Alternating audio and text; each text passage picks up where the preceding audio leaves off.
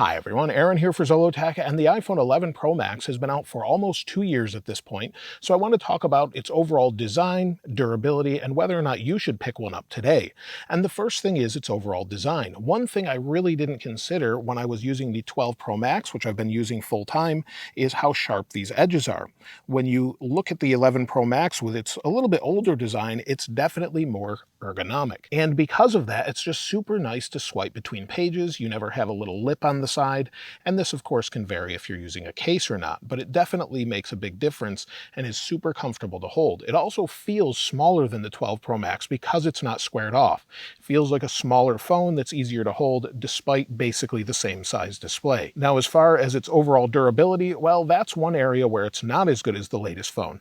The scratches on the screen are many, and that is because I'm not using a screen protector, but compared to previous years and the newest ones with the ceramic shield, it's just not held up very well. You can see scratches all over the display, and again, this could be avoided by putting a screen protector on, but even some people were seeing scratches the second they took it out of the box, so it's definitely a concern for some. It seems to be that it's a softer glass and is more durable when dropping, but is less resistant to scratches.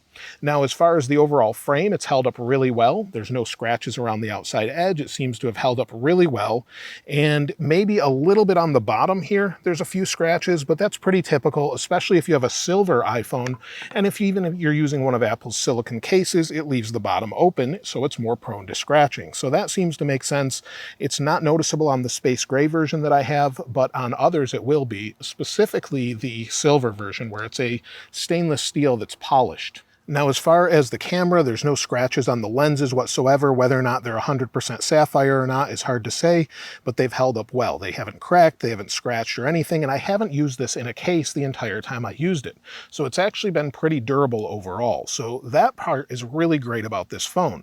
So in general, it's pretty durable. Now, as far as the display overall, it's pretty great. It's nice and vibrant, is HDR, and has great viewing angles. It goes nice and bright in daylight, and as you can see, we're only at about half brightness right now. If we go to full brightness, it's just super bright and easy to see in bright sunlight, with the exception of maybe the brightest days. So it's pretty good that way.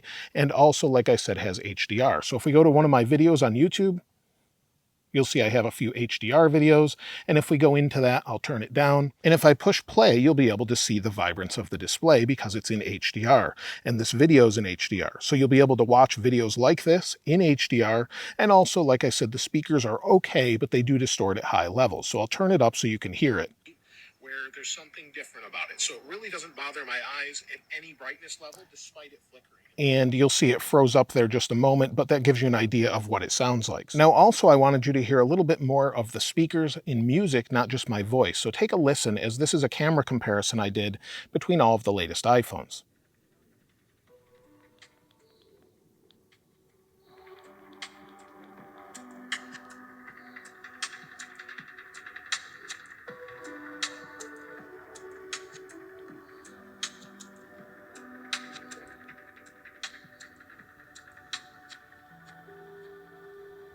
So it's very capable as far as the display goes, but when it comes to the camera, that's where it's a little bit behind this year. And that's because it doesn't have 4K HDR. So if we switch to video, you can see behind it's not in HDR, but we do have 4K 60. So we have higher resolutions with 60 frames per second, but if you care about HDR, you'll want the latest phones because this doesn't have it. So if I hit record, now you're seeing through the 11 Pro Max, it looks pretty good, and in general, it's quite nice. So it looks great overall. Now, as far as the forward-facing camera, that's pretty great still. It is 4K, so let me show you a sample from that. And now I'm recording with the forward-facing camera of the 11 Pro Max. Again, it's not HDR. I've boosted the color a little bit since the video is HDR, but it looks great overall. It's 4K, 30 frames per second or 60, and it does a great job boosting the background and just has great dynamic range overall. Now, one area where the iPhone 11 Pro Max is also behind is reception. Because it's got an Intel modem and not the latest Qualcomm modem, it's just not as good. Also, it's not as fast when it comes to overall speed. So let's go into speed test and I'll show you what I mean. So we'll go down to speed test here. Let me find it. We'll go to speed test and we'll try it out. So we'll hit go and let's see what we get. So you'll see we're only at about 2 to 3 megabits per second, which is really poor. It's much faster on 5G here, and I'll show you that side by side here.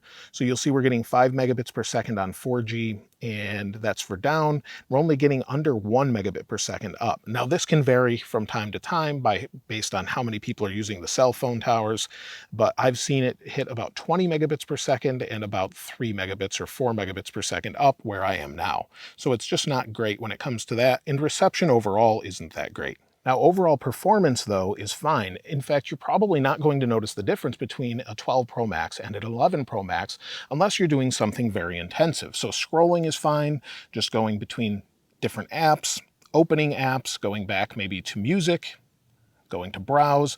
You'll see it's going to load. As long as the data is fast, it'll load fast.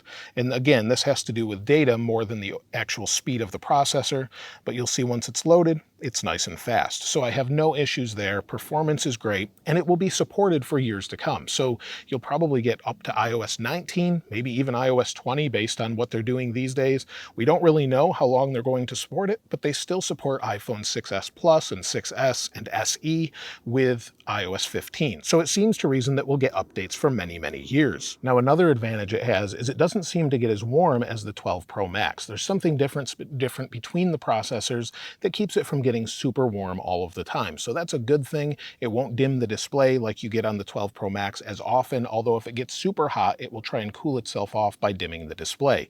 But you generally don't see that as much as you do on a 12 Pro Max. Now, as far as battery life, that's one area where the 11 Pro Max excels. It gets about 10 to 12 hours of screen on time when on a public version. If you're on a beta version, you may get less. But if we go into my battery here, you'll see that the battery health after using it for a year, wireless charging it only every single night, is at 93%.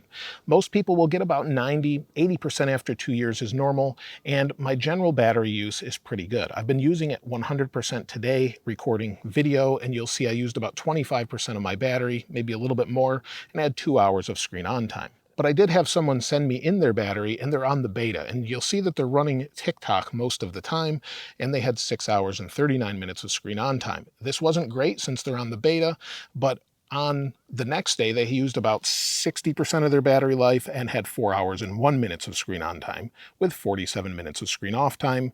And again, I've been getting 6 to 8 hours of screen on time on the beta, so I would expect that on this device as well, but expect it to get better once the final version is out. But generally 10 to 12 hours is normal. It will easily get you through the day. And then of course you have battery cases and accessories if you want to use those. However, you don't have MagSafe. So if you want to use MagSafe at 15 watts for wireless charging, you won't have that option, but you do have normal wireless charging and fast charging through the Lightning port. So that's not really much of an issue. And so the iPhone 11 Pro Max is a pretty great phone that I can recommend if you can get it at a reasonable price.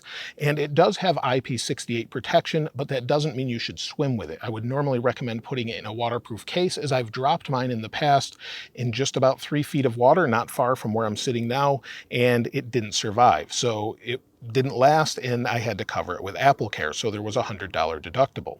Now, if you can get this at a less expensive price, and the reason I say that is Apple no longer sells this phone, but they do sell it refurbished on their website. You can see $929 for 256 gigabytes. And if we go down, you'll see that for the 512 gigabyte model, it's $1,099. That's just too much for this phone when you can get a 12 Pro Max for about the same price, and in the future, about a month and a half from now, you'll probably have the iPhone 13 at around the same price. Now, if this was half off at a carrier, or you got it from a friend, or someone sold it to you used, then it would be a great deal at around $500 or $600. But at the current price refurbished, I would recommend something else. But if you can get a discount on it, I would definitely pick one up. And so that's it for the 11 Pro Max. Let me know what you think about it in the comments below. And also, if you'd like to get your hands on this wallpaper, I'll link it in the description like I normally do. If you haven't subscribed already though, please subscribe, and if you enjoyed the video, please give it a like. As always, thanks for watching. This is Aaron. I'll see you next time.